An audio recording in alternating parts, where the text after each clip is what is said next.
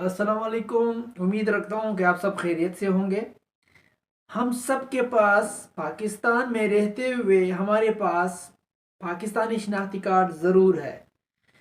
या तो नाइकोब कार्ड है ओवरसीज़ पाकिस्तानी के लिए जो होता है, या फिर हमारे पास CNIC कंप्यूटर्स NIC है। तो उसमें आप सब ने ये देखा होगा, उस पर एक 13 नंबरों का एक मजमुआ है, एक 13 डिजिट्स के हमें नंबर मिलते हैं उस पर। फर्स्ट पोर्शन जो है वो पाँच पाँच नंबरों का होता है। दूसरा फिर 7 नंबरों का होता है। और लास्ट में फिर 1 नंबर का होता है।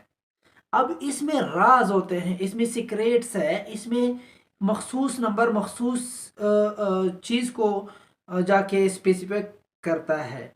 मैं बताता हूँ कि पहला जो 5 नंबरों का मजमुआ है, सबसे पहला जो डिजिट है वो आपके प्रोविंस को शो करता है।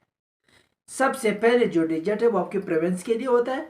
दूसरा नंबर आपके डिवीजन के लिए होता है। तीसरा नंबर आपके डिस्ट्रिक्ट के लिए होता है। चौथा नंबर आपके तहसील के लिए होता है। और पांचवा नंबर आपके यूनियन कौंसिल के लिए होता है। ये आपके 5 नंबरों का जो मजमुआ है। नेक्स्ट जो 7 नंबरों का मजमुआ है वो आपकी फैमिली कोड होता है, वो आपकी फैमिली के लिए होता है, जो आप जिस फैमिली से बिलोंग करते हैं। ये हर फैमिली के मखसूस नंबर यही होते हैं, इसी 7 नंबरों में वो आपकी फैमिली के लिए होता है। एंड पर जाकर जो एक एक नंबरों एक पोर्शन है, 3 पोर्शन, जो लास्ट पोर्शन है वो 1 नंबर पर मुश्तमिल होता है। वो आपके जेंडर को शो करता है कि आप मेल है या आप फीमेल है। अब मैं इसकी तफसील भी बताता हूँ। पहला जो डिजिट है पहला जो डिजिट है शनाख्ती कार्ड का, अगर वो 1 है तो वो आपके खैबर पख्तूनख्वा को शो करता है। अगर वो 2 है तो वो फाटा को शो करता है, आपके फाटा एरिया में जो है वो शो करता है। अगर 3 है तो वो आपके पंजाब को के लिए होता है।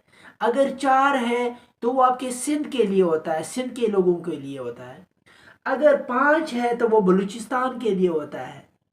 अगर 6 है तो वो इस्लामाबाद के लिए होता है। अगर 7 है तो वो गिलगित बिल्टिस्तान के लिए होता है।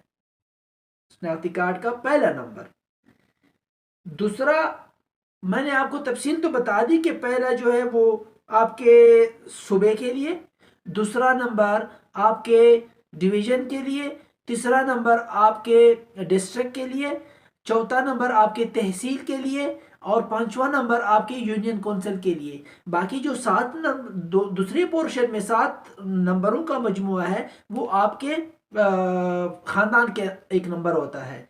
इसी तरह अगर आप एंड पे जाकर 1 नंबर होता है, अगर वो ऑड है, मतलब ऑड कैसे, 1 है, 3, 5, 7, 9, ये आपके मेल्स के लिए होता है, मेल जेंडर के लिए, मर्द के लिए होता है। अगर वो जुफ्त है, मसलन 0, 2, 4, 6, 8, अगर ये जुफ्त है, इवन है, तो आपकी ये फीमेल जेंडर के लिए होता है। और याद रखें, नंबर आपको एक बार अलॉट होता है, एक बार आपको एक नंबर मिलता है। वो नंबर चाहे गलत हो चाहे सही हो, चेंज नहीं होता फिर। मतलब इस तरह के मेरे पास केसेस आते हैं कि हम कैसे चेंज करें, मेरे मेल की जगह फीमेल का नंबर इवन लगाया। ये फार्मूला है सिर्फ पाकिस्तान की हद तक। बैरून मुल्क जाकर आपको ये चीज़ें नहीं काउंट किए जाते कि आपके एंड पे क्या है, फर्स्ट पे क्या है, कौन सी सूबे से हो कौन सी नहीं हो। वो सिर्फ इतना जानता है पाकिस्तानी शनाख्ती कार्ड, बस।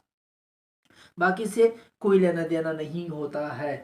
और रह गई बात नादरा, नादरा इसका भी मुखफ़फ़ क्या है नादरा का?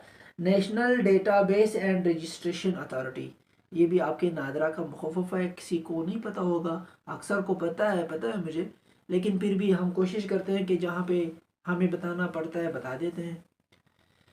ये कुछ सीक्रेट आपके CNIC में जो मैंने बताया।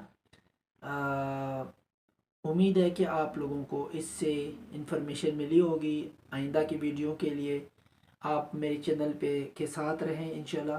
नादरा के हवाले से मौजूदा सूरत हाल पे भी नज़र रखनी है, बलूचिस्तान पर जो अभी फौजी ऑपरेशन का उन्हें ऑर्डर किया गया, इस पे भी हम गौर करेंगे, इस पे भी हम वीडियो बनाएंगे, तबसरा करेंगे, क्योंकि मैं ख़ुद बलूचिस्तान से बिलोंग करता हूँ कि हकीकत क्या है और हो क्या रहा है और होने वाला क्या है, पिछले साल से क्या होता आ रहा था।